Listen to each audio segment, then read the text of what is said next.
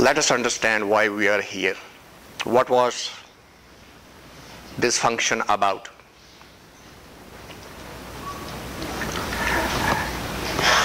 I would acknowledge right in the beginning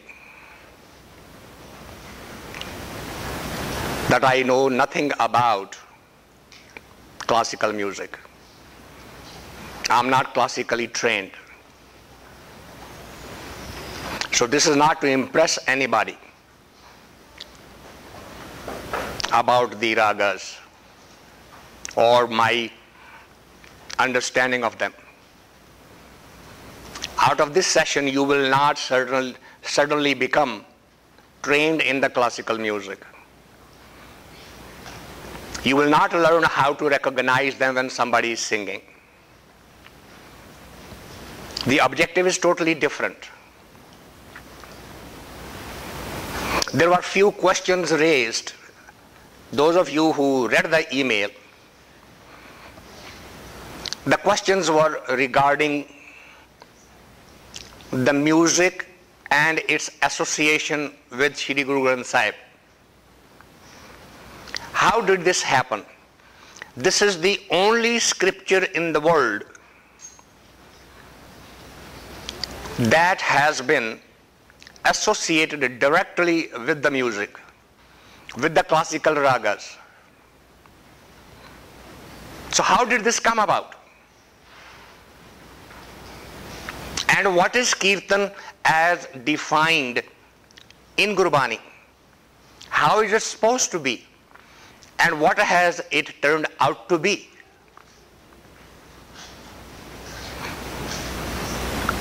Understand that the Gurbani Kirtan and the classical music are two diametrically opposite things. That's the very first thing which we missed completely. Because the ragas are mentioned in the scripture, we immediately associate it with the prevalent classical performance. But that's not the intention. It was never the intention. The classical music, as popularly known, is for entertainment. Gurbani Kirtan is not meant to be an entertainment. It's meant to take you into meditative states. It is supposed to be spiritual in nature, not physical, not emotional. It is supposed to be bhakti. The moment you understand just this much, that it is supposed to be bhakti, now you can see that the singing of the ragas will change. For those of you who may not understand the terms that I am using, I'll briefly define them. In the Western music, the classical music, the Western classical music is dependent upon the harmonics, the combination of notes. For example,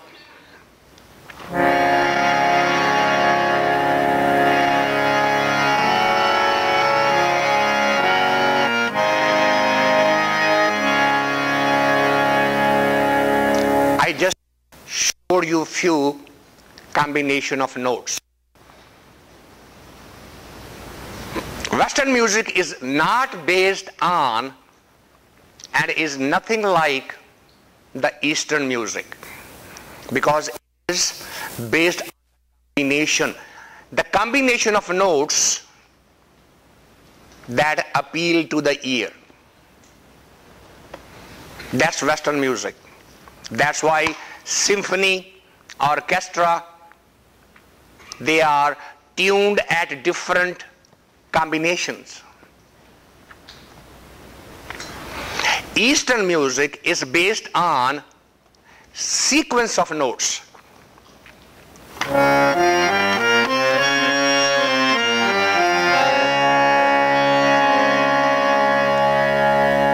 Sequence of notes.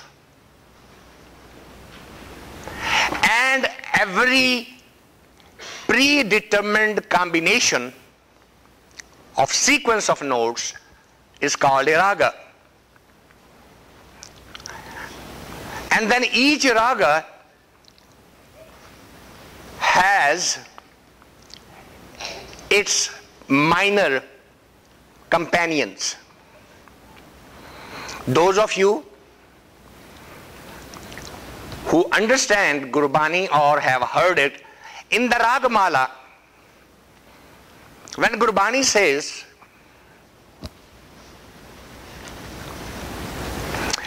Pancharag sang ek barangan, sang alape atho nandan.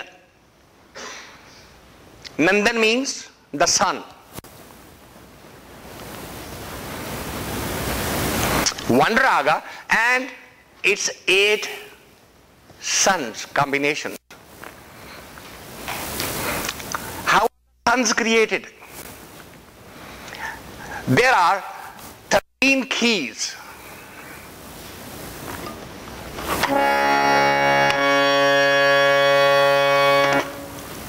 From one to the next matching key is called an octave.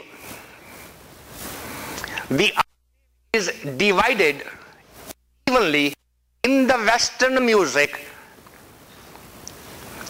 by the exact amount. Now those of you who are doing mathematics in the mind, the frequency gap between the first note and the next higher note in one octave, lower key, higher key, these are octaves, and they are gapped by 250 cycles, 56 cycles. Now you know that 256 cannot be divided in whole numbers by 13. Music attempted to get as close even distribution as possible. Eastern music did not do that. Eastern music adjusted the notes not evenly, but some were dropped down, some were raised up. That's why the Eastern music could not be learnt from the books. It had to be learnt by sitting with that master, with the teacher, who will tell you where the keys are formed, how the keys are formed. For the Western music, do, re, mi, fa, so, la, ti, do, evenly divided. Whereas in the Eastern music, sa and re and ga and ma may not. So we lost that training completely. Sitting in front of a master became an impossibility for us in the modern time. That's why the Eastern music is more played on a string instrument, not on the keyboard. When I was growing up, you could not be accepted on a radio station if you have the harmonium with you, because you will try to match the key with the harmonium, and harmonium is a Western scale. It's not Eastern scale. So the first thing we sacrificed to be consistent with the rest of the world, we gave up the knowledge of the pure notes. and the pure ragas. The second thing that we sacrificed, that we did not learn the spiritual music. We learned the entertainment. That's why we buy CDs of those whose tunes appeal to us. The hymn may be the same. This Kirtaniya, this Ragi sings this Shabad better than the other one. Why? Because the voice is better, that sounds better. So the Kirtan became an entertainment. We have no idea that it is not supposed to be that way. It is supposed to be spiritual. It is supposed to put you into meditation. It is supposed to cool down all of your physical senses. It's not supposed to excite you. It's not meant for dancing. Today, we have even gone beyond that. We don't care about the words anymore. We don't care about the thoughts anymore. So long as there is a beat and I can dance to it, I'm happy. So there is no place for spiritual music in our life anymore. So I will share with you some of the things that I have understood by studying the Gurbani. Again, this is not a lesson in music. It is sharing with you how did the swara, how did the notes get associated in Gurbani. Most of the composition that I will be sharing with you, you may have already heard from Bhai Avatar Singh, Gurcharan Singh, and their son Kultar Singh, who's now visiting the United States.